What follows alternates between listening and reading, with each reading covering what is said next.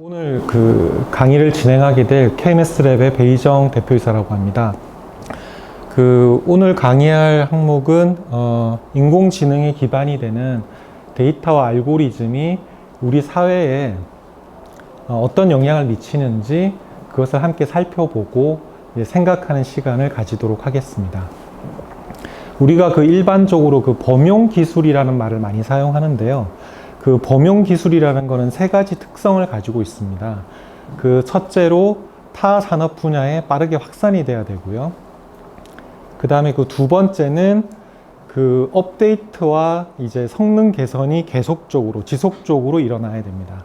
그리고 셋째는 혁신적인 성능으로 인해서 경제 사회적으로 큰 파급 효과가 발생할 때 그런 세 가지 조건을 만족할 때 우리는 범용 기술이라고 하는데요. 이미 데이터 알고리즘이라는 인공지능으로 대변되는 이러한 기술들은 우리 사회 곳곳에 퍼져 있기 때문에 범용 기술이라고 할 수 있습니다. 그러면 우리 사회에 이렇게 퍼져 있는 데이터 알고리즘이라는 체계가 우리의 삶에 어떻게 영향을 미치고 있는지 그런 부분에 대해서 우리가 한번 생각을 해보도록 하겠습니다. 네, 오늘 설명드릴 항목은 이렇게 구성이 되어 있는데요. 일단은 처음에 4차 산업혁명의 세 가지 꼭지점에 대해서 제가 설명을 하기 전에 몇 가지 좀 말씀을 드리고 본론으로 들어가도록 하겠습니다. 첫 번째 제가 말씀드리고 싶은 거는 데이터 알고리즘의 신뢰성입니다. 우리가 인터넷에서 검색을 하거나 데이터를 접할 때 생각 외로 굉장히 검색된 결과라든지 도출된 데이터에 대해서는 굉장히 신뢰하는 경향성이 있습니다. 하지만 상당수의 경우에 우리가 정확하다고 생각했던 데이터들이 정확하지 않은 경우도 있고 객관성이나 보편성을 확보하지 않은 경우도 있습니다. 그런 부분들을 잠깐 살펴보면요. 일단은 우리가 알고리즘이라고 할 때 여러분들이 이런 그림을 단순화된 그림을 많이 보셨을 텐데요. 인풋이 있고 아웃풋이 있습니다. 데이터가 들어가고 결과물이 나오는 과정인데요. 우리가 이때 중간에서 알고리즘이 작동되는 부분을 블랙박스라고 저는 표현을 하는데요. 그래서 이거 왜냐하면은 알고리즘 자체는 속이 보이지 않는 블랙박스와 같은 형태로 안에 어떤 형식으로 작동되는지 외부에는 잘 알려지지 않고 영업 비밀처럼 보호되기 때문에 블랙박스라고 말씀을 드리는 건데요. 어떻게 보면은 이게 불투명하다는 뜻에서 블랙박스라는 단어를 사용을 하게 됩니다. 그래서 알고리즘이 입력과 그에 따른 출력만 보이고 내부에서 어떤 일이 일어나는지 알 수 없는 경우가 많이 있습니다. 제가 가지고 있는 핸드폰에 있는 구글 맵에 우리 한반도의 위치를 파악을 해보면 우리 한반도의 오른쪽에 동해라고 되어 있습니다. 당연히 오른쪽 바다는 우리 입장에서는 동해인데요. 이거를 일본에서 구글 맵을 켜고 한반도를 보게 되면 일본해라고 되어 있습니다. 같은 위치에 같은 장소인데도 불구하고 한국에서 보면은 동해고 일본에서 보면은 일본해라고 되어 있는 거죠. 이건 무엇을 말하냐면 이게 어떤 틀렸다, 맞다 그런 것보다는 동해다, 일본해다 이런 것들은 단순한 데이터인데 그 사람이 있는 위치라든지 핸드폰이 등록된 국적에 따라서 보이는 데이터가 다른 형식으로 표현이 되는 거죠. 그러면 우리가 보는 이 데이터가 객관성을 확보한 거냐, 보편성을 확보한 거냐, 이런 질문을 할 수가 있습니다. 또 한 가지 예로 인도와 파키스탄 사이에 분쟁 지역이 있는데 카슈미르 지역이라고 있습니다. 카슈미르 지역은 인도 사람들이 동일하게 구글 맵을 통해서 카슈미르 지역을 보게 되면 인도 땅으로 보여지게 됩니다. 그런데 파키스탄 사람이 동일하게 구글 맵을 접속을 해보면 그 카슈미르 지역이 파키스탄 땅으로 보이는 거죠. 그랬을 때 그 우리가 이 데이터에 카슈미르라는 지역에 보는 데이터의 객관성이랑 보편성이 확보된 거라고 볼 수 있느냐. 그러니까 알고리즘에 따라서 우리가 보는 데이터는 충분히 바뀌어질 수 있기 때문에 이 데이터가 정확한 거냐, 객관성을 가지고 있느냐 하는 부분들은 우리가 계속적으로 이제 질문을 던져야 된다는 겁니다. 그리고 또 한 가지 이제 그 데이터 알고리즘의 어떤 신뢰성 부분인데요. 2013년입니다. 이 알고리즘이라는 부분들은 어떤 일종의 편향이라든지 차별이라든지 왜곡이 일부라도 들어가게 되면 이게 엄청나게 많은 수억 명 이상의 사람들이 접속하고 이용하는 거기 때문에, 그리고 계속 반복이 되기 때문에 실제로 이제 엄청난 그 편향이나 왜곡이 발생할 수 있습니다. 처음엔 조그맣다고 하더라도. 근데 인터넷이라는 역사가 그렇게 오래되지 않음에도 불구하고 어떤 데이터 검색이나 데이터 활용에 있어서 어떤 편향이나 왜곡이나 어떤 차별의 그런 성향들이 아주 오래전부터 많이 반영이 되어 왔어요. 그래서 이제 그런 사례들에 대해서 한번 점검을 해보겠습니다. 2013년 이제 1월 25일입니다.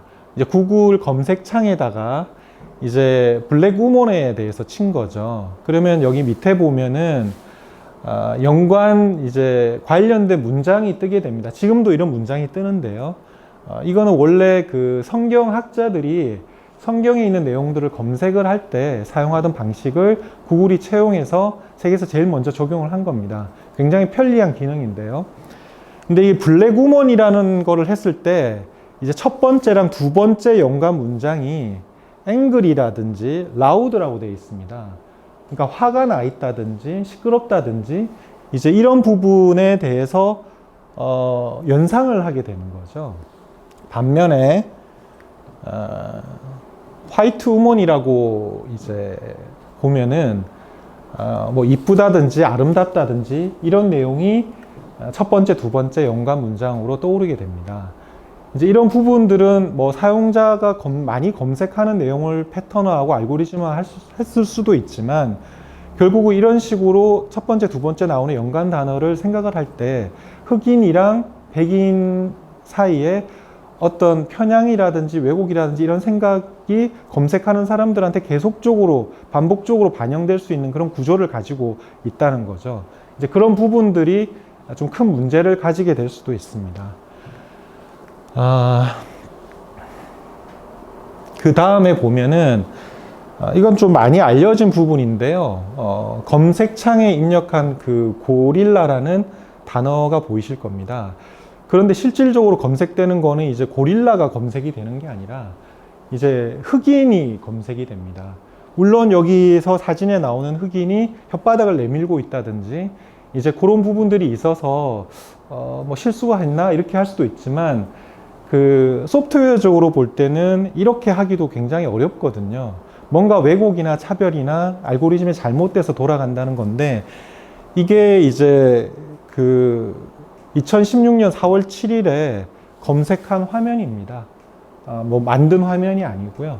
그때 당시 이렇게 접속을 했을 때 이제 이런 검색 결과를 이제 나타내 준다는 거죠.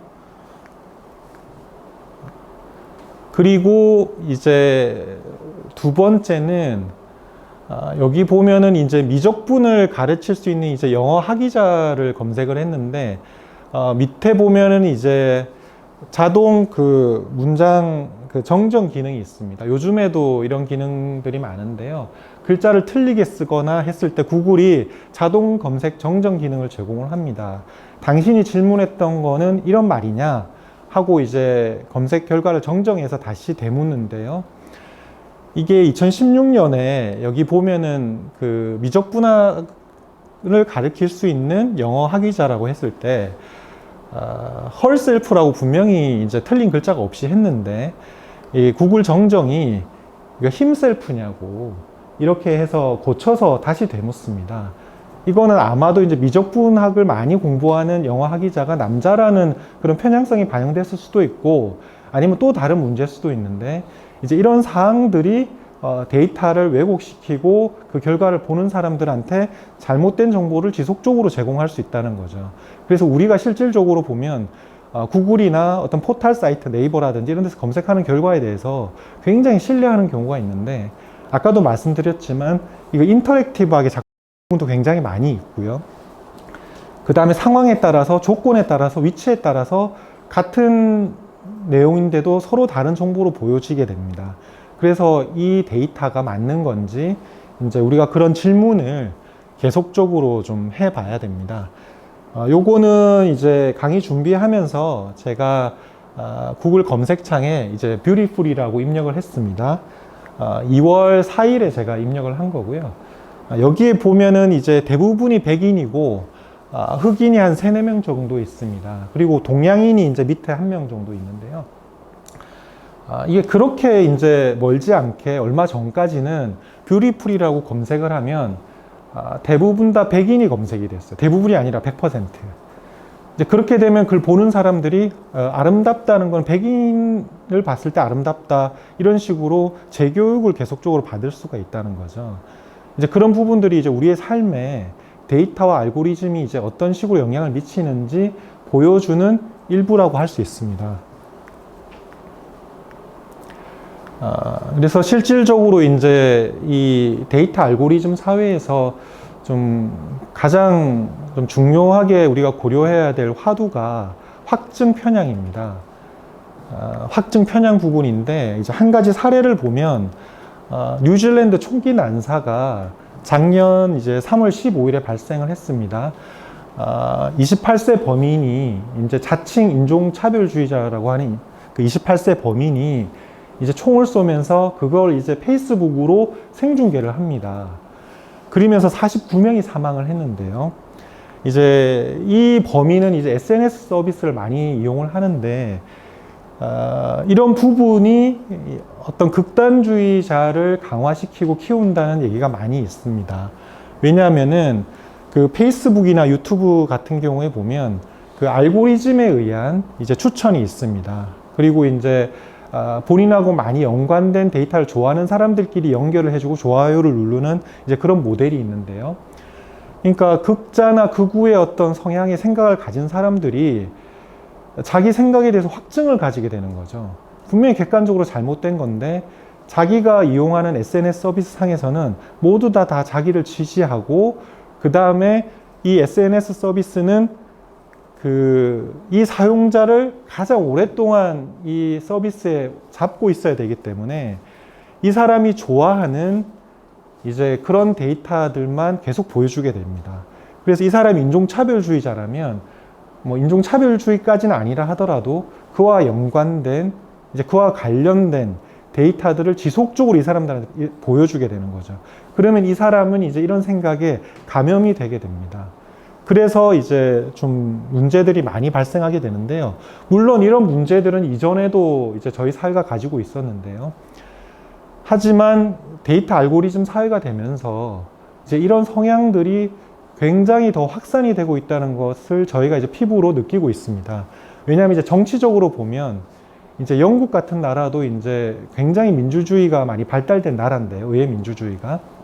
이번에 이제 브렉시트라고 해서 EU를 탈퇴하면서 국민 투표까지 했는데도 계속적으로 이제 정치적으로 분쟁이 일어났습니다. 이제 그럼 그런 경우에 브렉시트를 찬성하는 사람이 이제 이런 SNS 서비스에 접속을 하면 거기에 관련된 내용이나 거기에 관련돼서 지지하는 사람들의 어떤 정보만 모이게 됩니다. 그렇게 하고 반대하는 사람 쪽도 역시 마찬가지고요. 그러면 이게 확증 편향에 의해서 양쪽이 극단화가 되는 겁니다. 그래서 민주주의 체계가 아무리 발달된 나라라 하더라도 이 사용자들의 어떤 국민들의 생각이 접점을 찾지 못하면서 양극화되는 현상들이 굉장히 많이 발생을 하고 있고요. 앞으로도 그런 상황들이 굉장히 심각해지고 있습니다. 미국도 마찬가지고 우리나라도 역시 마찬가지라고 저는 생각을 하고요. 그럼 이런 부분이 일시적이냐? 아니라는 거죠. 우리가 데이터 알고리즘의 어떤 체계에 대해서 신경을 쓰고 관리하지 않으면 이런 확증 편향의 어떤 성향들이 사회에 굉장히 더 강화되면서 우리 사회를 굉장히 위기로 몰아갈 수도 있다. 이제 그 정도로 막강한 힘을 가지고 있다는 부분을 이제 여러분들한테 말씀을 드리는 거고요. 이제 그 부분에 대해서 우리가 한번 생각을 해봐야 된다는 겁니다. 그래서 그 빅데이터나 알고리즘 부분들은 이제 민주주의를 위협하고 사회 차별을 강화하는 데까지 나아가서 활용을 될 수가 있습니다. 그래서 이제 과거에 이제 미국 그 선거할 때 페이스북이 이제 벌금을 받긴 했습니다. 그 케임브리지 애널리티카 사건이라고 이제 유명한 사건인데요. 원래는 알렉산더 코건 박사라는 사람이 2014년에 이제 설문조사용 앱을 개발해서 페이스북에 이제 올립니다. 그런데 이게 이제 그 처음에는 이 앱에서 제공하는 퀴즈에 응시한 사람들만 정보를 했는데, 그때 당시에 페이스북에서 그 공개 정책상 친구의 친구 또 친구의 친구 정보까지 다 이제 그 흡수하는 것들을 허용을 했기 때문에 그 이 코곤 박사가 처음에 설문조사에 응한 사람은 27만 명이었지만 그 향후에 이제 페이스북의 관계망이나 소프트웨어 알고리즘을 이용해서 8천만 명이 넘는 페이스북 사용자의 데이터를 게더링하게 됩니다. 그리고 이걸 이제 트럼프 선거 캠프에다가 팔게 되는 거죠. 그리고 이제 케임브리지 애널리티카라는 회사가 중간에 있는데 그걸 사서 이제 트럼프 선거 쪽에다 판매를 하게 되고요. 그리고 이제 케임브리지 애널리티카에서 이걸 담당했던 오츠코보스키라는 사람은 트럼프 선거 캠프에 합류해서 최고 데이터 책임자를 맡습니다. 근데 이 부분들이 이제 뭐 결정적으로 영향을 미쳤다 아니다 이제 그런 부분에 대해서는 우리가 조금 더 생각을 해볼 수도 있겠지만, 이제 미국 같은 경우는 이제 항상 스윙 스테이트가 있습니다. 그 선거 때마다 이제 계속 바뀌는 거죠, 지지 정당이. 그리고 이제 그 백인 근로자들이 있는 이제 그 벨트 부분도 굉장히 선거에서 중심이 됐었고요. 이제 그런 부분에 대해서 이런 데이터들이 불법적으로 확보한 데이터들을 가지고 선거 전략에 이용했던 부분들이 이제 결정적인 역할을 했을 수도 있다 하는 의견도 굉장히 많거든요. 그래서 우리가 이제 이런 데이터 알고리즘이라는 것 자체가 우리의 삶의 민주주의 체계에 어떤 큰 위협으로도 작용될 수도 있다. 이제 그런 부분에 대해서 이제 여러분한테 들어가면서 말씀드리는 거고요. 그러면 이런 그 데이터 알고리즘의 어떤 이런 사회가 4차 산업혁명에 들어서면서 이게 굉장히 많이 확산이 되고 있습니다. 그래서 좀 본격적으로 들어가기 전에 우리가 4차 산업혁명의 어떤 가동 원리나 이제 그런 부분에 대해서 우리가 정확하게 이해를 해야지 이런 데이터 알고리즘이 사회에 어떤 식으로 영향을 미친다는 부분에 대해서 우리가 좀 더 이제 깊이 있게 살펴볼 수가 있겠습니다. 그 4차 산업의 세 가지 꼭지점인데요. 처음에 여러분한테 보여드린 거는 이제 양치기 소년의 이제 그런 그림이 나와 있습니다. 다 알고 있는 건데, 이제 늑대가 왔다고 이제 그 말을 하는데 실제 늑대가 오지 않는데 거짓말을 하는 거죠. 4차 산업혁명도 이와 비슷한 건데요. 근데 저는 이제 이 부분의 가장 큰 문제가 늑대가 왔다고 이제 그렇게 거짓말을 했다는 부분이 아니라, 거짓말을 했기 때문에 실제로 늑대가 왔을 때는 아무런 준비가 되어 있지 않았다는 겁니다. 4차 산업혁명도 이게 좀 잘못 전달이 되면서 뭐 온라인과 오프라인이 결합돼 있다, IoT다, 사물인터넷이다, 뭐의 빅데이터다, 뭐 여러 가지 얘기가 나오면서 듣는 사람들이 그럼 4차 산업혁명이 뭐지? 뭐 3차 산업혁명과는 어떻게 구분이 되지?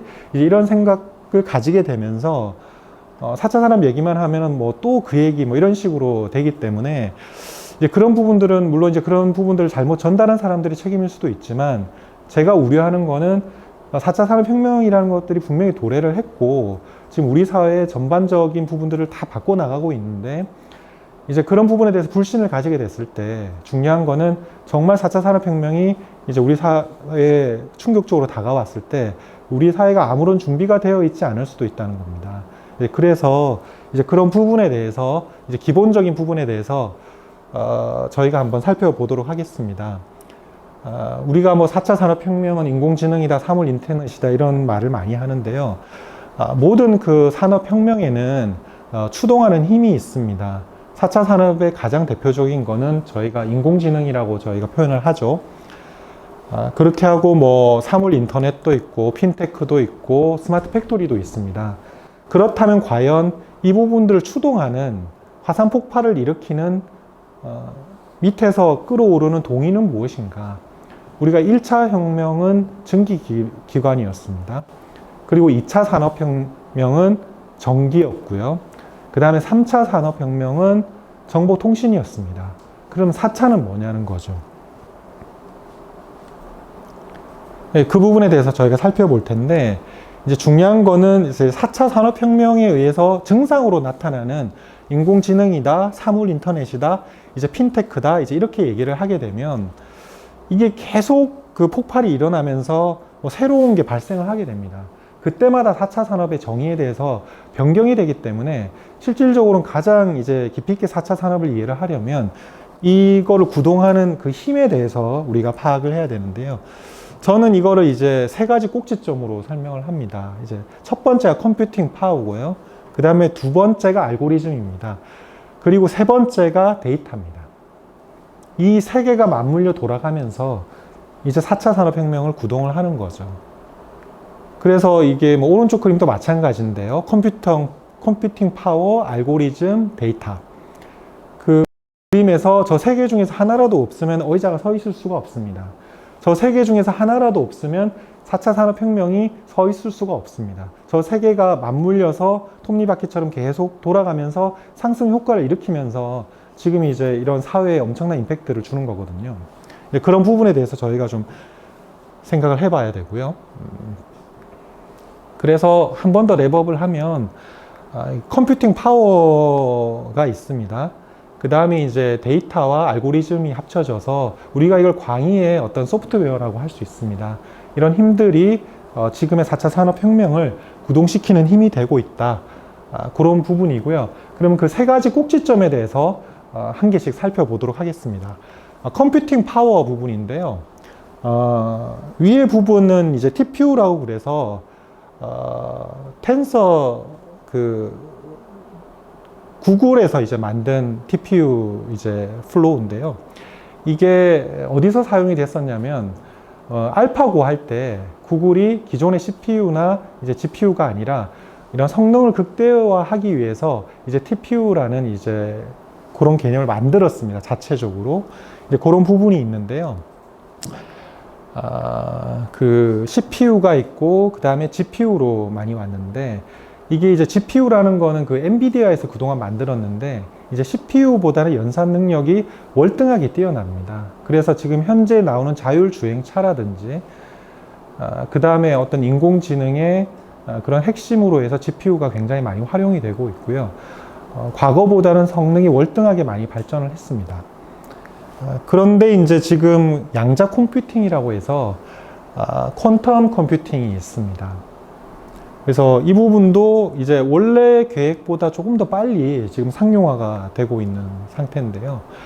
하지만 이런 컴퓨팅 파워가 아무리 이제 발달됐다고 하더라도 저희가 좀 착각을 하는 부분이 있는 게 아무리 복잡한 연산도 순식간에 이제 컴퓨팅 파워가 연산을 수행을 해낸다. 이제 이렇게 오해를 하시는 부분이 있는데요. 심플하게 이제 한 가지 예만 좀 들어보면 이 부분도 좀 많이 알려진 부분인데요. 순회 세일즈맨 문제라는 게 있습니다. 한 명의 세일즈맨이 이제 복수의 고객을 방문할 때 최단 경로를 구하는 건데요. 고객 수가 이제 3건이라면 이제 3 곱하기 2 곱하기 1이라고 해서 이제 6이라는 어떤 숫자 경로가 나옵니다. 그런데 저희가 고객 수가 10건이라고 생각을 해보면 이제 10 곱하기 9 곱하기 8 곱하기 7에서 이제 1까지 나오는 거죠. 그러면 경로의 수가 360만 8,800가지라는 경로의 수가 나옵니다. 엄청나게 많이 나오죠. 이걸 이제 그 30건 정도만 방문 고객 수를 이제 증가를 시켜보면 경로의 수가 3 곱하기 10의 32승이라는 숫자가 나옵니다. 이 숫자는 이제 어떤 의미냐면 세 가지의 100억 배, 100억 배, 100억 배에다가 다시 100을 곱한 경로가 나온다는 거거든요. 뭐 100개의 고객을 방문한 것도 아니고, 그래서 저희가 이제 그 승수라든지 어떤 이 확률에서 경로를 찾는 부분이라는 거는 그 컴퓨팅 파워가 아무리 발달돼 있어도 순식간에 나올 수 있는 것은 아닙니다. 현재 컴퓨팅 파워가 과거보다 엄청나게 발전을 했다고 하더라도 그런 한계가 있는데요. 그러면은 여기에서 보는 고객 수가 30건일 때 최단 경로를 찾는 부분들을 그 일본에 보면 K라고 그 슈퍼컴퓨터가 있습니다. 한자로 경이라고 쓰는데요. 2009년, 10년 정도에 뭐 세계 1위도 하고 했었는데, 일본에서는 가장 빠른 슈퍼컴퓨터입니다. 이 슈퍼컴퓨터로 이 고객 수가 이제 30건일 때 최단 경로를 구하는 부분들을 했을 때 얼마가 걸린다고 생각하십니까? 8.7년이 걸립니다. 이거는 실제 수치가 나와 있는 거고요. 그래서 이 컴퓨팅 파워가 아무리 발달돼도 어떤 데이터 알고리즘이나 이런 것들이 결부가 돼서 돌아가지 않으면 어떤 최적의 성능을 내기가 어렵다는 거고, 그 다음에 현재에서 굉장히 많이 발달돼 있다고 하더라도 그 컴퓨팅 파워가 갖는 한계는 아직까지 분명히 있다 하는 그런 말씀을 드립니다. 그리고 또 슈퍼컴퓨터를 할 때 우리가 좀 생각을 해봐야 될 거는 전력 부분입니다. 아까 제가 그 일본 슈퍼컴퓨터 K 경에 대해서 말씀드렸는데요. 그 연간 소비 전력이 9.89메가와트인데 엄청난 그 비용이 듭니다. 연간 한 117억 정도 드는데요. 참고로 말씀드리면 중국의 그 테너2라고 슈퍼컴퓨터가 있습니다. 축구장 절반 정도의 크기인데요. 이 발전소 한 개 분량의 전력을 사용합니다. 20메가와트 전력을 사용하는데요. 웬만한 중소도시에서 1년간 사용하는 전력보다 훨씬 많습니다. 그래서 우리가 이제 그 슈퍼컴퓨터나 병력 컴퓨터를 활용을 할 때 이게 그냥 돌아가는 게 아니라 굉장히 많은 사회적 자원과 어떤 환경의 문제까지 일으키면서 어떤 이제 돌아간다는 그 부분에 대한 고려도 저희가 있어야 된다는 거죠. 하지만 그거에 비해서 양자 컴퓨터는 연산 능력도 엄청나게 뛰어나지만 슈퍼컴퓨터의 한 600분의 1 정도의 이제 전력으로 해서 가동이 됩니다. 뭐 조금씩 차이가 있지만요. 그래서 이게 과학기술정보통신부에서 2016년 자료인데, 이게 이제 그 슈퍼컴퓨터로 612자리의 이제 암호를 해동하는데 걸리는 게 한 100만 년이라고 볼 때, 양자 컴퓨터는 이제 수분 이내에 이제 계산을 처리를 해냅니다.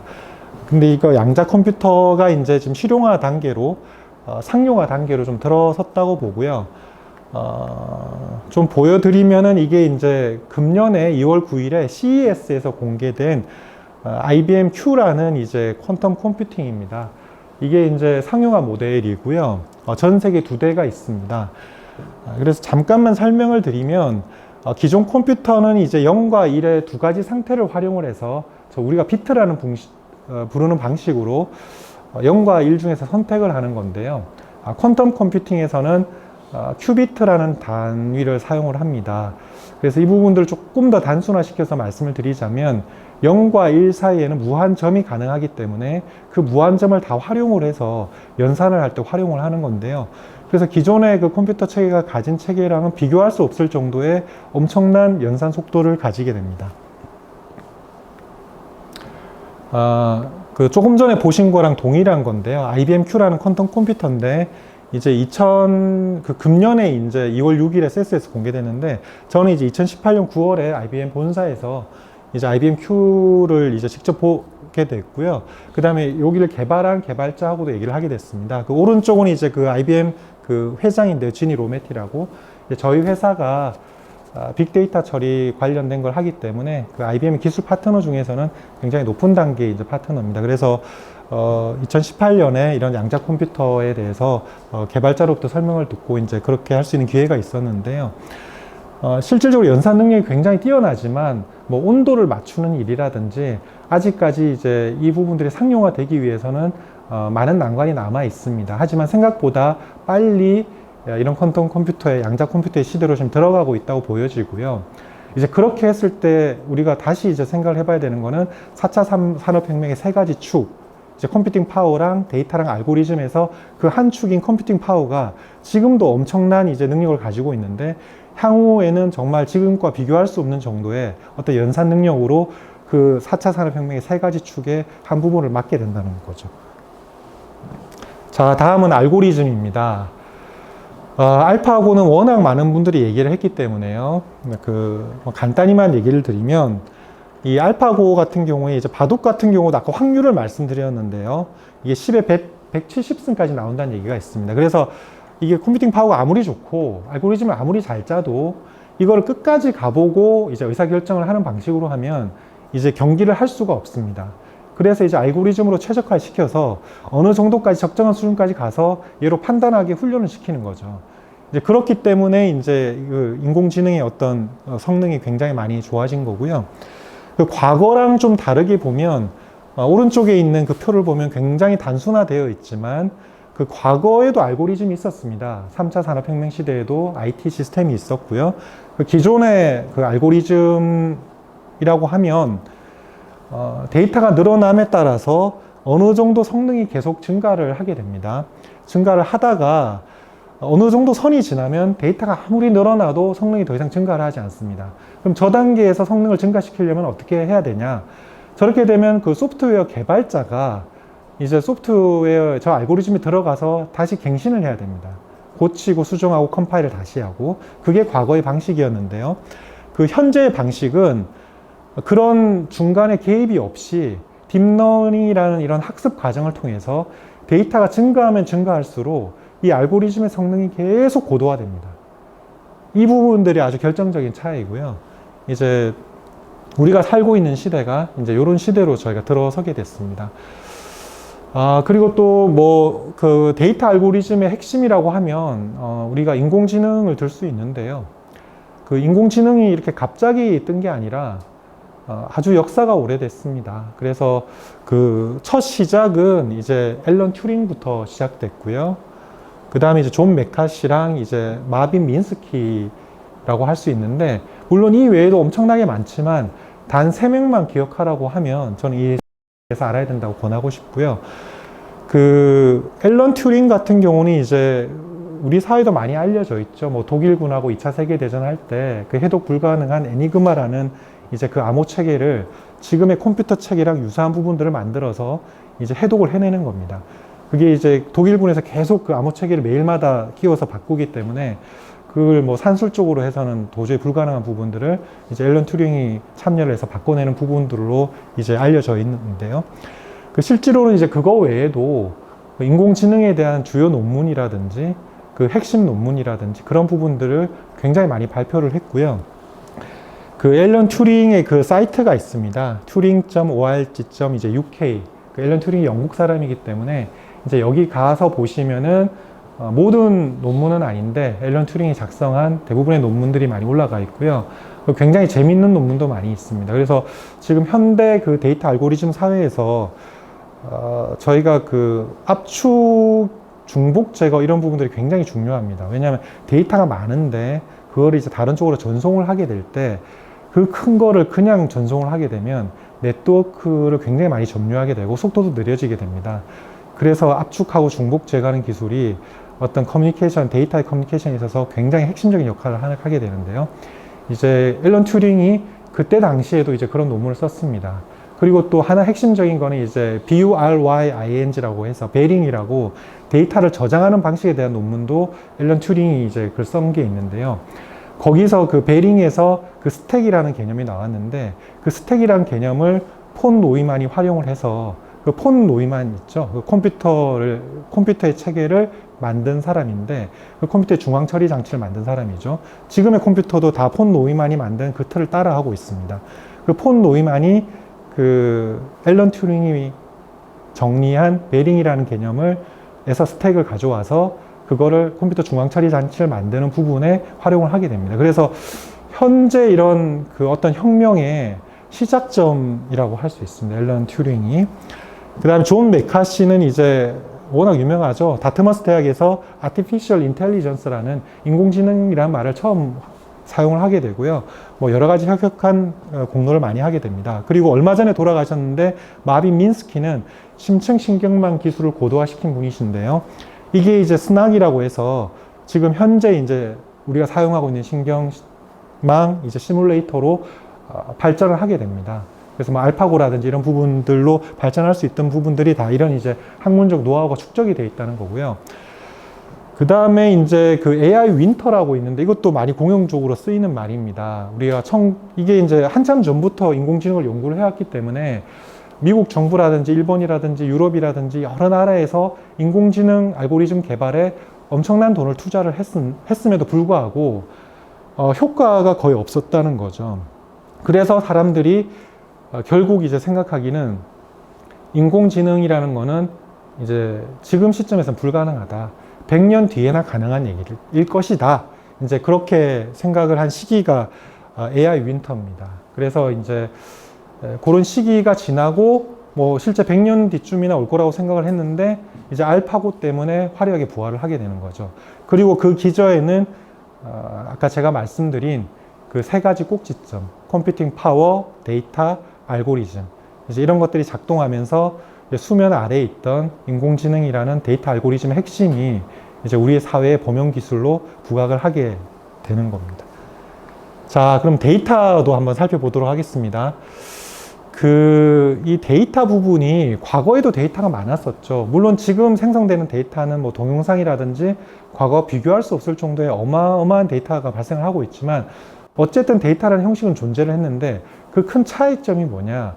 이제 과거에는 뭐 회계 시스템이라든지 뭐 그루베어라든지 공장 자동화라든지 이런 이제 개별 시스템이 있으면 데이터들은 그런 개별 시스템을 지원해주는 성향의 것을 했습니다. 그렇게 뭐 정제를 했어야 되고요. 하지만 이제 지금 시대는 데이터가 중심이 되고 그 어플리케이션을 만들어서 그 데이터에 붙어서 각자 알아서 활용을 하는 겁니다. 그것이 큰 차이고요. 이 데이터의 양이라는 것은 정말 어마무지해서 이제 여기에 적합한 알고리즘이 이제 접근을 했을 때 저는 이제 데이터 징검다리라고 하는데 그게 이제 그 겉으로 드러나지 않는 어떤 패턴이 이제 데이터의 어떤 큰 바다 뭐 그 밑에서 이제 징검다리처럼 이제 연결이 된다는 거죠. 그런 식으로 해서 뭐 빈라덴의 위치도 찾아갈 수도 있는 거고 겉으로 드러나지 않아도 이제 그런 작업들이 이제 가능하게 되었다는 겁니다. 그런데 또 한 가지 참조할 거는 이제 지금 시대에도 우리가 이제 데이터로 사용하는 거는 한 14% 정도 확인된 데이터.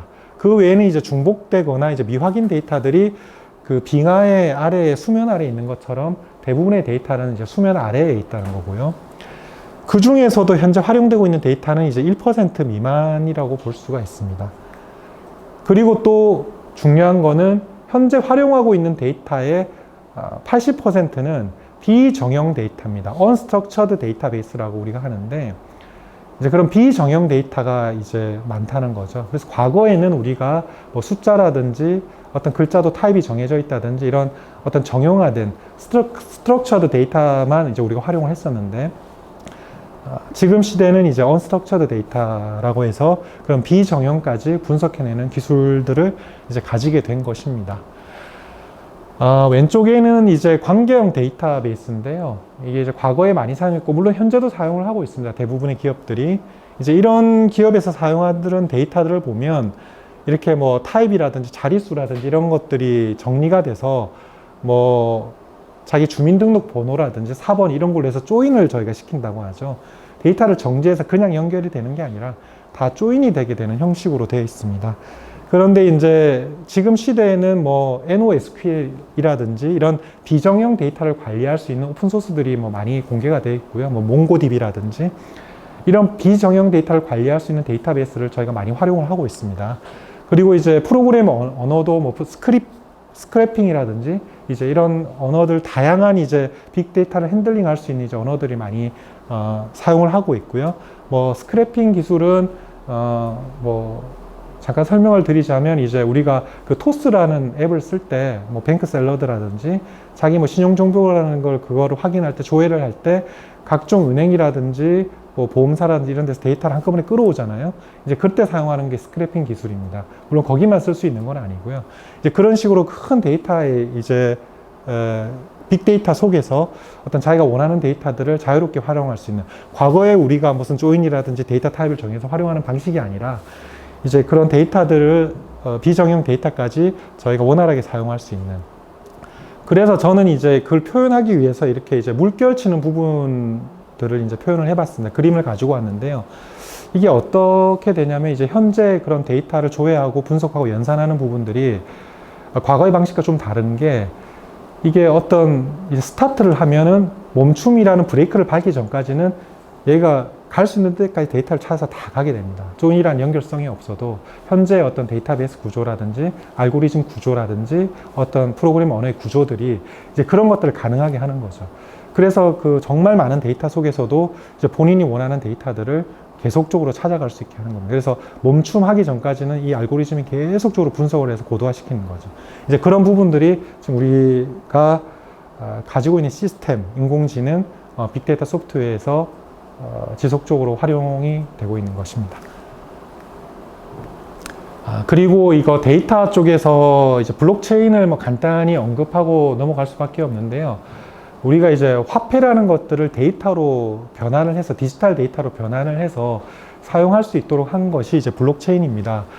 그래서 이제 그 기술적으로 아주 간단하게만 설명을 하면 블록체인에서 사용하고 있는 부분들은 오래전부터 개념화되어 있던 겁니다. 그래서 이게 그 RSA 암호화 알고리즘은 70년대 이미 개발이 됐던 거고요. 머클트리라는 알고리즘은 80년대고 그 SH256이라는 해시 알고리즘 저희도 사용하는 건데요. 90년대에 나온 것입니다. 그런데 그 이 부분들을 그럼 그 전에 사람들은 왜 활용을 하지 않았냐? 그 소프트웨어 개발 원칙 중에서 기술적으로 가능하더라도 효율적으로 효율이 떨어지는 방식은 이제 개발 방식으로 채택하지 않는다는 것이 기본 원칙입니다. 기술적으로 할 수 있더라도 효율성이나 생산성이 없으면 다수의 이런 블록들을 연결시켜 놓는 방식들은 굉장히 비효율적이라고 할 수 있는데요. 그런데 2008년에 사토시 나카모토라는 이제 개인이나 그룹이 가상의 논문을 발표하고 이런 암호화폐를 개발해서 이를 각 노드를 유지하는 인센티브로 활용을 해서 처음으로 블록체인 기술을 상업적으로 가동을 시킵니다. 이제 거기에 큰 의미가 있다고 보고요. 그 부분이 왜 중요하냐면, 물론 이제 그 뒤에 이제 블록체인 기술 관련해서 뭐 그 화폐라든지 암호화폐라든지 이런데 각종 사기꾼이라든지 여러 가지 문제가 일으키면서 굉장히 부정적인 인식이 많이 확대가 됐던 거는 맞는데요. 그게 이제 우리가 한번 생각을 해볼 부분이, 우리가 이제 오프라인 사회에서 이런 뭐 책상이라든지 어떤 물건을 복제를 하기는 않습니다. 똑같이 물론 할 수는 있죠.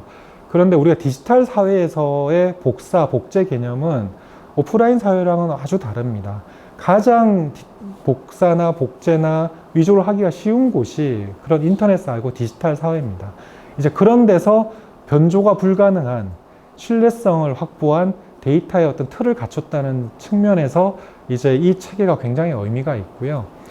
아직까지도 깨지지는 않았습니다. 뭐 깨졌다면은 그 암호화폐가 0이 되겠죠. 근데 지금 뭐 예를 들어 뚫렸다는 거는 이제 중앙화된 이제 거래소가 뚫렸다는 거고, 이 블록체인의 체계라든지 이런 것들은 아직은 뚫렸지는 않습니다. 물론 이제 양자 컴퓨터로 하게 되면 이제 뚫릴 수도 있지만, 그 부분도 이거 블록체인 개발자들이 퀀텀 시큐어라고 해서 양자 컴퓨터의 어떤 그 연산으로도 풀리지 않는 암호화 체계를 준비를 하고 있습니다. 그래서 제가 볼 때는 이제 여기서 뭐 일확천금을 꿈꾼다 뭐 그런 것보다는 우리가 이제 그 4차 산업혁명에서 중요한 것들 어떤 화폐라고 볼 때 그 디지털에서 신뢰성 있는 화폐를 유지할 수 있다는 것은 굉장히 큰 의미가 있기 때문에 이게 좀 주의 깊게 봐야 된다. 그리고 이 부분에서 아직은 시작 단계이기 때문에 블록체인 기술을 활용을 해서 우리 사회에 긍정적인 영향을 끼칠 수 있는 그런 부분에 대해서도 계속적으로 연구 개발을 하고 우리가 고민을 해봐야 된다. 이제 이런 부분들을 말씀을 드리고 싶습니다. 그래서 이제 그 세 가지 꼭지점에 대해서 그 저희가 이제 한 번씩 살펴보았는데요. 이런 데이터와 알고리즘, 시대 그림자가 있습니다. 그 데이터 알고리즘을 활용을 해서 그 성공한 사례는 정말 많이 있습니다. 그 뭐 예를 들어서 뭐 자율주행차를 생산을 한다든지, 어떤 숙박업체의 형태를 바꾼다든지, 기존 산업체의 어떤 형태들을 파괴하면서 굉장히 성공한 기업들의 사례는 우리가 익히 들어서 굉장히 많이 알고 있습니다. 하지만 여기서 이제 여러분들한테 말씀드리고자 한 거는 이 데이터와 알고리즘, 이 체계가 이제 우리 사회에 이제 어떤 그림자를 좀 던져주고 있는지, 그 부분에 대해서도 우리가 좀 생각을 해보면 좋겠다는 거죠. 그 일자리 부분인데요. 데이터 알고리즘 시대의 일자리입니다. 그래서 이거 분노의 포도라는 건데 이제 미국의 대표적인 작가죠. 존 스타인백이 이제 쓴 책인데요. 이게 이제 어떤 스토리를 가지고 있냐면 그 1930년대 이제 그 농기계 같은 것들이 이제 그 생산이 되면서 이제 농업에도 이제 신기술이 적용이 되면서 기존의 이제 농부들이 밀려나는 겁니다. 그래서 농민들의 삶이 끝없이 밀려나는 부분들을 이제 치열하게 묘사한 작품인데요. 그 위치가 이게 실리콘밸리에서 그렇게 멀지 않은 이제 살리나스라는 지역인데 최근에 저도 한번 방문한 적이 있는데 지금 또 계속 이제 농토가 끝없이 펼쳐져 있습니다. 이제 그 세계에서 이제 신기술들이 농기계라든지 트랙터라든지 이런 것들이 들어오면서 기존 방식으로 경작하던 사람들이 계속 밀려나는 그 과정들을 이제 기록한 건데요. 그 우리가 이제 그런 말들을 많이 합니다. 뭐 1차 산업혁명 때에도 뭐 일자리 걱정이 있었고 2차 산업혁명, 3차 산업혁명 때도 일자리 걱정이 있었는데 일자리 부분들은 어떤 식으로 변형이 되더라도 충분히 확보가 되어 왔다 지금까지. 이제 그 부분들은 맞는데 실질적으로 조금 더 우리가 정밀하게 살펴보면 그 체계가 이제 정립되는 데는 적지 않은 시간이 소요가 됐습니다. 그래서 1차 산업혁명 때도 1810년에 이제 역직기가 발명이 되었는데요. 숙련된 기술자가 부족을 했었고, 그래서 그 섬유 산업이 발전하는 데는 35년의 시간이 걸렸습니다. 35년이라고 그러면 한 세대를 넘는 시기인데요. 그게 어떤 의미를 가지고 있냐면, 이게 역사적으로 보면 이게 점과 같은 시간일지는 몰라도 그 시대를 살아내는 사람들한테는 엄청나게 긴 시간이거든요. 그래서 지금 분명한 거는 4차 산업혁명이 그 생산성을 극대화하고 사람을 배제하는 방식으로 공장 자동화를 많이 진행을 하고 있기 때문에 이렇게 그 근로 현장에서 밀려나는 이제 근로자들에 대해서 우리가 어떻게 할 건가 하는 질문을 던져봐야 되는데, 뭐 어떤 방식으로 근로의 형태들이 생기면서 또 새로운 직장이 생겨날 거야, 이제 이렇게 안이하게 생각할 수는 없다는 겁니다. 이제 적응할 때 많은 문제점이 발생을 하게 될 거고요. 그래서 준비 없이 우리가 4차 산업혁명을 본격적으로 맞게 될 경우에는 인류에게 큰 재앙이 될 수도 있다. 그래서 우리가 이제 이런 부분들을 잘 준비를 해야 된다는 거고, 그래서 인간의 노동력을 대체하기보다는 대체해서 생산력을 극대화하는 것보다는 인간하고 같이 움직이면서 인간 없이 생산하는 것보다는 효율이 좀 떨어지더라도 인간이 근로의 보람을 느끼면서 인공지능의 알고리즘을 활용하여서 생산 체계를 활용해서 보람찬 이제 근로나 이런 부분들을 누릴 수 있도록 하는 체계를 개발하는 쪽에다가 사회적 인센티브를 부여를 해야 된다는 겁니다. 그래서 그런 방향으로 이제 사회 체계가 흘러갈 수 있도록 우리가 만드는 부분에 대해서 좀 생각을 해야 된다는 부분에 대해서 좀 말씀을 드리고 싶었고요. 그 다음에 이제 이 부분들은 지금 현재 우리가 보고 있는 데이터 알고리즘의 이제 신뢰성이 중세의 이제 종교 부분이랑 좀 많이 닮은 부분이 있다. 그래서 중세 보면 이제 책을 읽거나 이제 쓸 수 있는 사람이 한정이 돼 있었죠. 이제 일반인들은 읽을 수 없었고 사제들만 읽을 수 있었는데, 그리고 어떤 질문을 했을 때 답변하지 못하는 거에 대해서는 이것은 신의 영역이기 때문에 뭐 이런 식으로 이제 답변을 하는 경우가 많이 있습니다. 그 알고리즘 시대도 데이터 알고리즘이 예를 들자면 이제 신용평가를 할 때 신용평가가 뭐 본인이 6등급이 최하위라고 했을 경우에 이제 6등급이 나왔다. 그럼 내가 대출도 갚고 뭐 이런 부분들 했는데 왜 6등급이냐 이렇게 항의를 할 수 있습니다. 초기 단계에서는 그런 항의가 가능한데요. 이게 데이터 알고리즘이 고도화되고 발전을 하게 되면 10개, 100개만 끌어당기는 게 아니라 수만 개, 수십만 개, 수백만 개 그 사람 SNS 뭐 활동이라든지 전부 데이터를 끌어당겨서 이제 그런 것들을 신용평가할 때 체계로 삼기 때문에 그 신용평가 체계를 만든 사람도 그리고 그걸 운영하는 사람도 그 문제를 제기하는 사람이 항의를 했을 때 거기에 대해서 명확한 답변을 할 수 없는 체계로 넘어가고 있습니다, 지금. 그래서 이제 저는 그게 중세에 어떤 질문을 했을 때 답변할 수 없는 상황에서 어떤 이건 신의 영역이다. 이제 뭐 그렇게 답변하는 거랑 비슷한 시기로 우리가 이제 들어서고 있다는 거죠. 그래서 이전에는 우리가 이제 그런 대우를 받았을 때 뭐 정부라든지 어떤 단체라든지 국가기관에 가서 항의라도 이제 할 수 있었는데 데이터 알고리즘 시대에는 어디 가서 항의할 데도 없다는 거죠. 그리고 막상 이제 어렵게 그 데이터 알고리즘의 가동 기간이나 운영 기간을 찾아가서 항의를 해도 그 운영하는 사람들은 이제 거기에 대한 명확한 답변을 할 수가 없습니다. 대부분의 사람들이 이 신용평가 체계를 이용해서 잘 돌아가고 있는데 이제 뭐 일부 발생하는 부분에 대해서는 왜 그랬는지 거기 안에 들어가 봐도 알 수가 없다든지 이제 그런 식의 답변이 나오게 되는 거죠. 그래서 이제 그런 부분에서 피해자가 발생할 수가 있다는 겁니다. 그래서 피해자들은 이런 데이터 알고리즘의 가동 원리라든지 시스템의 존재를 거의 알지 못한 채 생활을 하게 될 소지가 많다는 거죠. 그래서 데이터 알고리즘을 만들고 데이터 알고리즘을 가동하는 사람과 그 데이터 알고리즘에 적용을 받는 사람, 이제 이런 부분들에서 그 굉장한 이제 불공정한 어떤 부분들이 많이 발생할 소지가 이제 있다. 그런 시대로 우리가 들어서고 있다. 이제 그런 부분이 있습니다.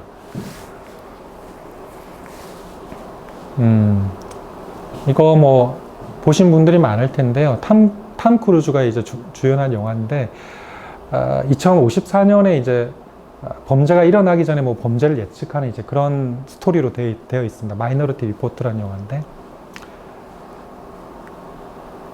동일하게 이제 지금 미국에서 가동되고 있는 그 순찰 프로그램 중에서 이제 프레드폴이라고 있습니다. 이게 처음에는 이제 비용 부분이 문제가 되니까 미국의 한 지방 자치단체에서 경찰을 줄여야 되는데 효율적으로 관리하기 위해서 이제 효율을 높이기 위해서 만든 그 제품인데요. 이게 이제 확산이 되면서 지금 인공지능까지 적용이 돼서 굉장히 고도화가 되어 있습니다. 근데 이제 이게 그 어떤 문제를 가지냐면 그 프레드 폴만 그런 게 아니라 뭐 IBM이라든지 이런 성향의 것을 개발하는 업체가 많은데 우리가 이제 여기서 좀 생각을 해봐야 될 부분은 이게 이제 어떤 방식으로 프레드 폴이 이제 작동을 하냐면 그 예를 들어서 이제 어떤 지역이 있을 때 그 A 지역에 그 경찰관 보고 순찰을 하라고 합니다. 몇 시부터 몇 시까지. 왜냐하면 본인이 가지고 있는 데이터를 가지고 점검을 해봤을 때 범죄자라든지 그 과거의 범죄 기록이라든지 그다음 감옥에서 출소한 사람이 이동해서 지금 어디에 살고 있다든지 여러 가지 정보를 조합해서 봤을 때 지금은 B 지역을 순찰하는 것보다는 A 지역을 순찰하는 게 옳다. 그러니까 그 C라는 경찰관한테 A 지역을 몇 시부터 몇 시까지 순찰을 하라고 합니다. 그럼 여기서 좀 생각을 해볼 거는 그 일을 시키는 주체가 바뀐 거죠. 그러니까 빅데이터 알고리즘에 의해서 기반해서 작동하는 인공지능이 이제 메인이 되고 손발이 없는 이제 인공지능 대신에 그 사람이 객체가 돼서 이제 심부름을 하게 되는 겁니다. 옮기고 뭐 순찰을 하고 가보고 이런 작업을 하는 부분들이 있다는 거고요. 그게 이제 미래 사회의 어떤 전조를 일부 보여주는 게 하나가 있고요. 그 다음에 이제 그 지금 현재 보면은 뭐 자동차 사고라든지 이제 이런 부분들도 대부분 다 휴먼 에러입니다. 그리고 뭐 발전소에서 일하다가 이제 사람이라든지 그 다음에 여러 가지 공장에서 산재 사고라든지 이런 부분들이 날 때 대부분 휴먼 에러인데요. 우리가 인공지능에 기반한 부분들이 사회의 어떤 부분에 제일 먼저 적용이 되냐면 이런 휴먼 에러가 발생하는 부분에 사람이 하기 어렵거나 많이 다치거나 죽거나 하는 부분이 이제 이런 인공지능에 기반한 모듈로 많이 대체가 되게 돼 있습니다. 그러면서 점점 더 이제 인간의 통제권을 인공지능한테 넘겨주게 되는 거죠. 이제 그런 사회로 이미 진행을 하고 있고요. 그럼 이제 이게 어떤 이 알고리즘의 문제가 있냐면 그 프레드 폴에 그 예를 들어서 이제 프레드 폴이 특정 지역에 이제 순찰을 강화하라고 합니다. 그러면 이제 그 지역의 순찰을 많이 강화하다가 보니까 경찰관이 가서 보다 보니까 거기는 뭐 경범죄를 저지른 사람도 있습니다. 무단 횡단을 한다든지 뭐 여러 가지 경범죄를 저지른 사람이 있는데 순찰을 하다가 막상 그걸 봤는데 검거를 안 할 수는 없죠. 그러니까 이제 계속 순찰을 많이 하다 보니까 그런 검거율이 올라가게 됩니다. 그럼 검거율이 올라가게 되면은 인공지능에 기반한 알고리즘은 프레드 폴은 순찰을 더 강화하라고 합니다. 그러면 이제 순찰을 더 강화하면은 또 검거율이 올라가게 되고 범죄율이 더 올라가게 되는 거죠. 이제 그런 식으로 해서 소문이 나게 되면 이 지역의 아파트 가격이라든지 집값은 하락을 하게 되고 계속 이런 것들이 루프로 돌면서 슬럼화가 되게 됩니다. 그럼 슬럼화가 되면 다시 범죄율이 증가합니다. 집값이 떨어지고 슬럼화가 돼 있기 때문에 일부 범죄자가 더 유입을 한다든지 그러면 또 순찰을 더 강화하고 그래서 우리는 이거를 그 하향식 피드백 루프라고 부르는데요. 그 이 알고리즘이 실질적으로는 순찰을 강화하면서 공동체 안녕에 기여하기 위해서 하라고 한 건데 한 지역을 슬럼화 시키는 거죠. 원래 의도했던 거랑 다르게. 실질적으로 이제 이런 식의 가동도 충분히 일어날 수 있다, 일어나고 있다. 이제 이런 부분에 대해서도 우리가 생각을 한번 해봐야 됩니다. 그래서 데이터와 알고리즘 부분은 이 부분들은 그냥 넘어가도록 하겠습니다. 우리가 데이터의 신뢰성을 얘기를 할 때 규제를 받지 않는다, 아니면 인위적이다, 투명하지 않느냐, 이제 이런 부분들을 좀 생각을 해봐야 되는데요. 그래서 그 사회에서 돌아가는 이런 알고리즘이 인위적이냐, 투명하지 않냐, 규제를 받지 않느냐, 이런 질문을 우리가 던져봐야 됩니다. 그래서 인위적인 규정을 적용하거나 투명하지 않게 알고리즘을 구성해서 돌아가는 부분들이 있다면 거기에 대한 변경을 요청을 해야 되고요. 이제 관여를 해야 됩니다. 예를 들어서 이제 우리가 콜센터로 연락이 왔을 때 지금 현책에도 그렇게 많이 되어 있습니다. 잠재 수익이 높이 생각되는 고객한테는 이게 콜센터의 알고리즘이 인간 상담원하고 바로 연결을 시켜줍니다. 하지만 이제 거래 등급이 낮다든지 크게 수익이 예측되지 않는 고객이라고 본인들의 기준에 의해서 판단되었을 경우에는 이제 대기 시간이 굉장히 길어집니다. 이제 그런 알고리즘이 작동이 되고 있는데요. 하지만 그냥 냅둬 버리면 알고리즘은 이제 그런 식으로 가동할 확률이 많게 된다는 거죠. 그래서 우리가 이제 그런 질문을 끊임없이 던져야 되고요. 어떤 편향이 있는지, 왜곡이 있는지, 차별이 들어가 있는지, 왜곡되게 작동하는 부분들이 있는지, 그런 부분에 대해서 우리가 질문을 던져야 된다는 겁니다.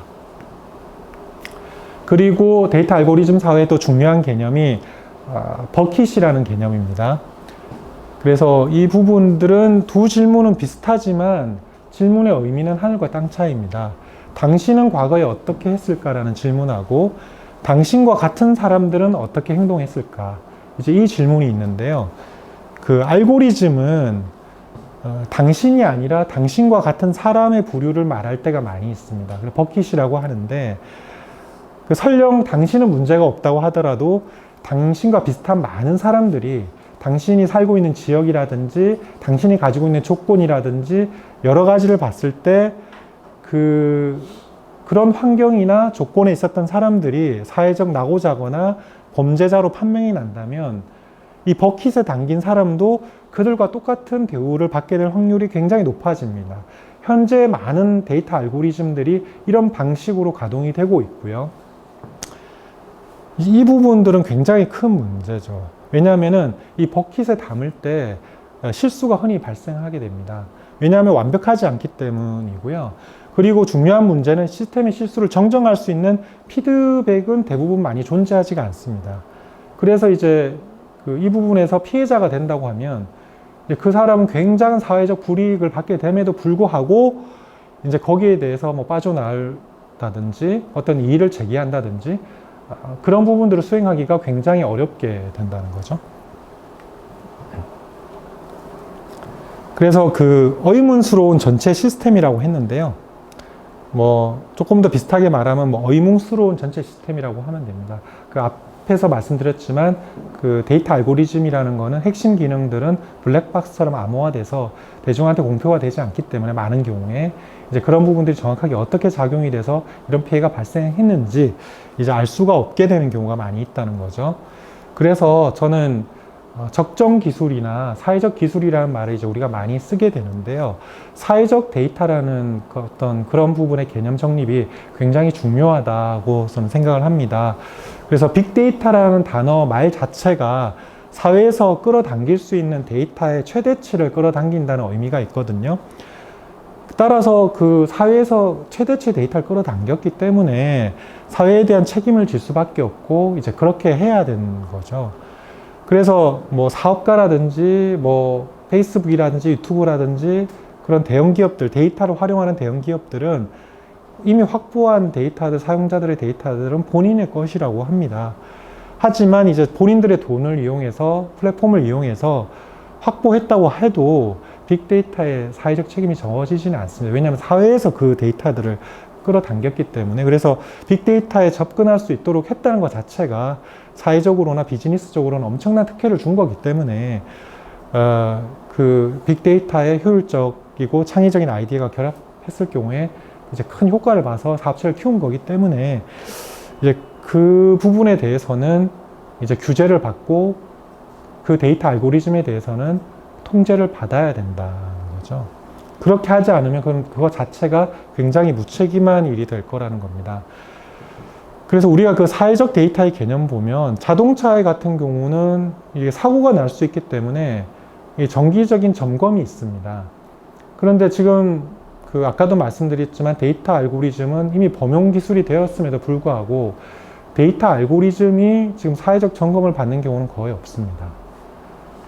그래서 알고리즘에 대한 사회적 통제나 점검이 있어야 된다는 거죠. 자동차 정비 검사를 주기적으로 실행하는 것처럼 귀찮지만 이 알고리즘이 워낙 많은 사람들의 삶에 영향을 미치기 때문에 이제 그런 통제나 점검이나 규제를 받을 수 있어야 된다는 거고요. 그래서 이제 제 생각으로는 우리 사회에 이제 정보 공개 청구라는 것이 있습니다. 그래서 이와 같이 사회적으로도 데이터 알고리즘에 대한 공개 청구가 가능해야 된다는 거죠. 그 알고리즘에 사회 불평등이나 속임수나 왜곡이나 차별이 들어가 있거나 어떤 오류가 있다면 그 부분에 대해서 공개를 요청을 해야 됩니다.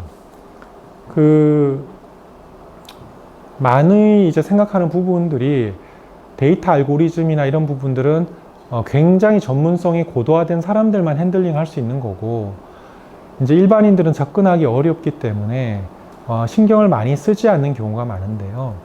실질적으로 소프트웨어 프로그래밍적으로는 굉장히 복잡하게 접근할 수가 있지만 생각 외로 알고리즘을 구성하는 가중치라든지 어디에 중점을 두고 평가하고 측정하는지 이런 부분은 이제 굉장히 그렇게 어렵지 않습니다.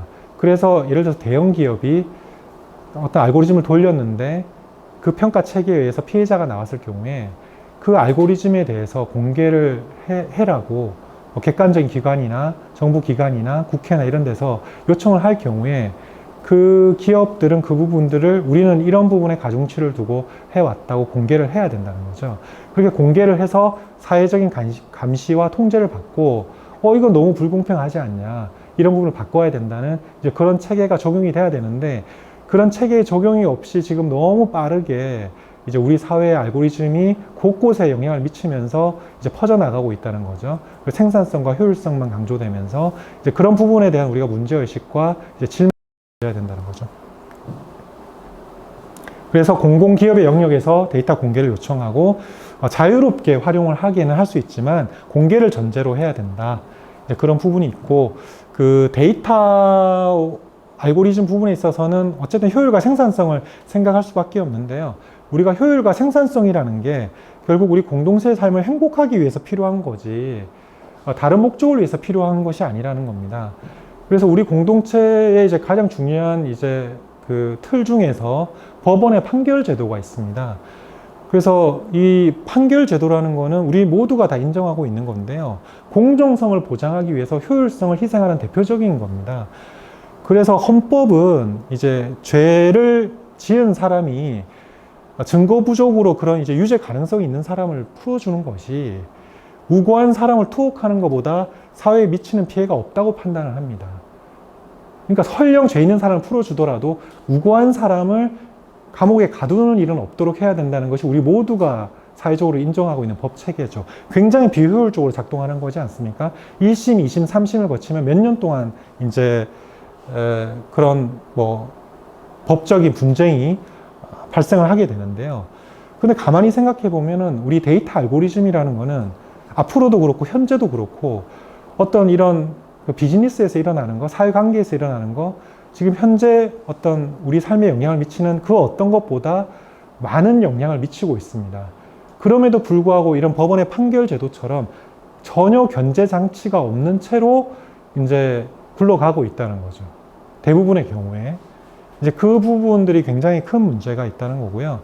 그래서 데이터와 알고리즘, 이 영역에서도 공정성이 당연히 보장이 돼야 되고 억울한 사람이 없도록 하는 것이 굉장히 중요하다. 이제 신용평가 체계에서 예를 들어서 어떤 피해자가 발생한다면 그게 얼마나 억울한 사람입니까? 그런 이제 데이터 알고리즘이 있다면 공개를 하고 사회적 통제와 감시가 발생할 수 있어야 된다는 거죠. 그래서 뭐 이건 좀 뭐 겁나는 사진이긴 하지만 데이터 알고리즘은 이렇게 공감 능력이 없다는 겁니다. 이제 이렇게 물고 있는 얼굴인데 같은 사자인데 전혀 이렇게 동료가 아파하는 부분에 대한 공감 능력이 없어 보이죠. 우리가 가지고 있는 데이터와 알고리즘에 기반한 인공지능도 역시 사람이 가지고 있는 공감 능력이라는 건 없습니다. 이제 그 알고리즘의 설계 체계에 뭐를 중요시 여기느냐, 어디다 더 가중치를 주느냐, 이제 이런 부분에 대해서 우리가 고민하고 그것을 반영할 수 있는 노력을 해야 된다는 거죠. 이제 그런 노력이 굉장히 지금 부족한 상태라는 거고요. 그래서 그 데이터 3법도 얼마 전에 통과되었지만 데이터는 최대한 공개를 해야 된다고 생각을 합니다. 저도 뭐 신문 인터뷰도 하고 그렇게 했지만 과거의 어떤 데이터법은 일단은 그 효율성은 막는 대신에 데이터 활용 자체도 굉장히 막아버리기 때문에 데이터를 활용할 수 있도록 해주되 그 데이터를 잘못 사용했을 경우에는 상당한 규제, 사업을 다시 하기 어려울 정도의 그런 어떤 처벌이라든지 사업적 규제라든지 이런 것을 해서 건전하게 데이터를 사회 발전을 위해서 사용할 수 있는 기업들은 그것을 사용할 수 있게 하고 그렇지 않은 기업들은 굉장히 큰 통제를 해서 이게 효율적으로 사용할 수 있도록 그 사회가 감시하고 관리를 해야 된다는 거죠.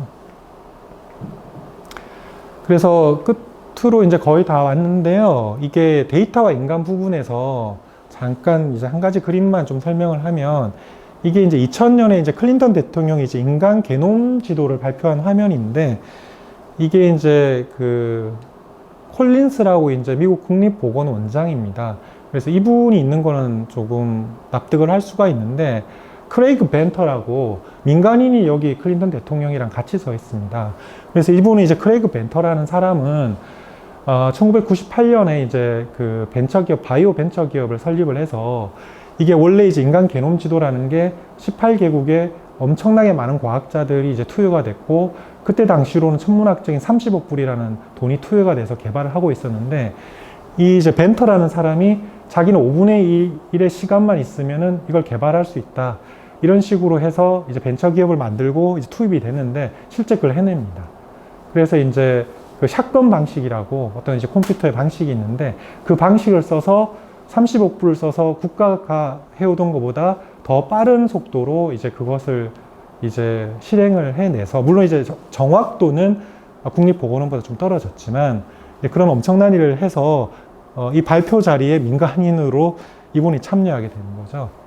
근데 이분이 이제 2010년에 사이언스 저널에 이제 인공세포를 이제 본인이 제작했다고 발표를 했고요. 그것도 센세이션을 이제 일으켰고, 그 다음에 2016년 3월 말에 실제로 이제 그 게놈을 재구성해서 세포를 처음으로 만들어냅니다. 이제 그런 작업을 했는데, 제가 이제 말씀드리고 싶은 거는 이게 크레이그 벤터라는 사람이 이게 1, 2, 3, 4에 해당되는 필수 이제 게놈 정보만, 유전자 정보만 있으면 세포를 만들 수 있을 거라고 이제 생각을 했었는데, 실제 만들다가 보니까 본인이 이제 가비지 데이터라고 했던 생명 유지에 아무 필요가 없었던 데이터가 실질적으로는 그 생명 정보에 꼭 필요가 있다는 거죠. 그래서 1, 2, 3, 4로 아무리 세포를 만들려고 해도 저것만 있으면 본인은 확실히 세포의 생명을 가동시킬 수 있다고 확신을 했었는데도 이제 가동이 안 되는데 그 아무 작용을 못해서 필요 없다고 생각했던 그런 게놈 정보를 가비지 데이터를 넣었을 때 실제로 세포가 작동하는 걸 봤다는 거죠.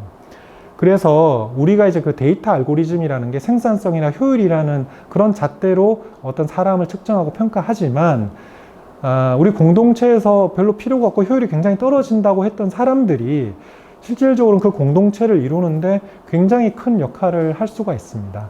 그래서 제가 이제 기업을 경영을 하지만 기업체 내에서도 직원을 평가할 때 어떤 수치나 어떤 측정 가능한 데이터로밖에 평가를 할 수 없지만 이제 그렇게 평가를 하게 되면 어떤 사람 간에 측정할 수 없는 데이터가 있잖아요. 어떤 사람은 다른 사람에 비해서 측정할 수 있는 수치에 의해서는 업무 능력이 조금 이제 떨어지긴 하지만 그 사람이 이제 팀을 운영을 하고 그 다음에 다른 사람, 그 사람만 들어가면 어떤 이제 소통이 잘 되고 팀워크가 상승하면서 굉장한 퍼포먼스를 전체적으로 낸다. 그런 부분들은 데이터 알고리즘이 잡아내질 못하는 겁니다. 그랬을 경우에 이제 그런 식으로 측정 가능한 것으로만 평가를 해서 적용을 하는 것이 과연 옳을까 하는 부분들을 좀 생각을 해봐야 된다는 거죠.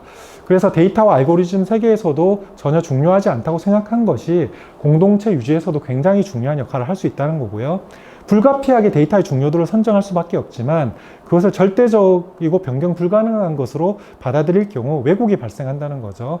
그리고 그 왜곡은 보통 사회적 약자나 편견에 노출된 사람을 향하게 될 확률이 굉장히 높다는 겁니다. 그래서 크레이그 벤터의 연구에서와 같이 필요 없는 쓰레기 데이터라고 생각했던 부분이 우리의 생명을 영위하고 우리의 공동체를 유지해 나가는 데 굉장히 중요할 수도 있다는 거죠. 우리가 데이터 알고리즘 사회에서 그것을 꼭 기억해야 된다는 거고요. 네, 이 부분은 넘어가도록 하겠습니다. 인디아는 끝으로 맺으면서 데이터와 알고리즘은 모든 곳에서 사용이 되고 있습니다. 안면인식, 신용결정, 모기지, 보험료, 직장을 구하는 사람, 범죄 통계 등. 그래서 화학 공식, 물리학 공식 등과 달리 이런 사회 현상은 비정형 데이터에 기반한 결과가 많습니다. 그래서 정확성이 떨어집니다. 왜곡이 가능하고 편향이 가능하고 그래서 사회적 점검이 있어야 된다는 거고요. 그래서 실험실에서 만들어진 알고리즘은 현실 세계에서는 많은 실수를 할 수 있다는 것을 기억을 해야 되는데 그걸 잘 기억하지 못하는 경우가 많습니다. 그래서 이제 그런 부분에 많은 영향을 미치는 부분에 어떤 오류가 있는지 점검을 하고 이제 질문을 던질 수 있어야 된다는 거고요. 지금까지 우리가 살면서 권력 체계나 눈에 보이는 제도에 대해서는 항의도 하고 뭐 혁명도 하고 무수한 이제 도전을 했는데 데이터 알고리즘처럼 지금 인류 역사상 우리의 삶에 많은 영향을 미치는 그런 부분들은 저는 없다고 생각을 하거든요. 그럼 여기에 대해서도 마찬가지로 관심을 기울여야 되는데 이게 이제 AAA 법이라는 건데 이제 미국 민주당에 의해서 작년 말에 이제 올려진 건데 아직 통과되지는 않았습니다. 그래서 제가 주장하는 내용과 상당 부분 동일한 내용이 많이 있습니다. 불투명한 알고리즘에 대한 대책이 있고 알고리즘의 작동 원리를 모니터링 해야 되고 공정하고 정확하게 작동하는지 감사해야 되고 그 다음에 연간 매출이 5천만 달러 이상 기업에 적용이 돼야 된다. 공개를 해야 된다는 거죠. 저는 이런 방향으로 우리 사회가 가야 된다는 겁니다. 그 특정 기업이 만드는 알고리즘에 대해서 이제 굴러가면 안 된다는 거죠. 그리고 데이터 알고리즘의 사회적 희망은 극우나 극자에 감염된 사람들은 어떤 교육을 해도 쉽게 변형이 되지 않는데 우리 데이터 알고리즘이라는 거는 사회의 중지가 모이고 통제를 하게 될 경우에 이것들이 굉장히 객관적으로 작동할 수 있도록 우리가 시스템 장치를 만들 수가 있습니다. 그럼 그것 자체가 사회에 굉장히 큰 영향을 미치게 된다는 거죠. 그래서 그 끝으로 플라톤의 말까지 이제 좀 소환해서 그렇긴 하지만 플라톤이 동등하지 않은 사람들을 동등하게 대하는 것처럼 불공평한 것도 없다. 그런 말을 한 적이 있는데요.